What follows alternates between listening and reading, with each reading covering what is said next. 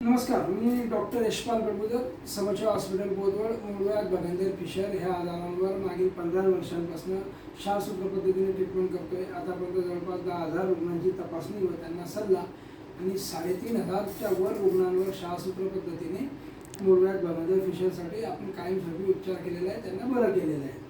आज पेशंटच्या माहितीसाठी हा व्हिडिओ बनवतोय आपण। याचं कारण असं की बरेच लोक म्हणतात की भगंदराचं ऑपरेशन फेल जातं किंवा तो परत होतो आणि क्षारसूत्र पद्धतीने पेशंट बरा होत नाही। तर त्याचं एक लोकांना उदाहरण म्हणून आज आपण व्हिडिओ बनवतोय। तर आज आपल्या हॉस्पिटलमध्ये चंद्रकांत फकीरा इंगळे हे साहेब आलेले आहेत। तुमचं नाव काय? चंद्रकांत फकीरा इंगळे। आणि राहणार कुठले तुम्ही? वारंगाव। आणि आता वय किती तुमचं? 44। आणि तुमचा फोन नंबर सांगा। 84 59 00 89। 84 59 00 80 यांचा फोन नंबर आहे। वरंगाव फॅक्टरी इथं राहतात आणि काम काय करतात तुम्ही?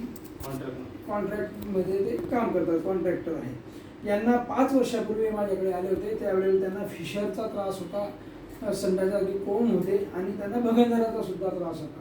तर जेव्हा आपल्याकडे आले तेव्हा आपण यांचं क्षारसूत्र पद्धतीने भगंदराची ट्रीटमेंट केली होती। क्षारसूत्र पद्धतीने आयुर्वेदिक हे ऑपरेशन केलं होतं आणि त्याच्यानंतर आज हे त्यांच्या भावाला घेऊन आले। तुमचं नाव काय सर?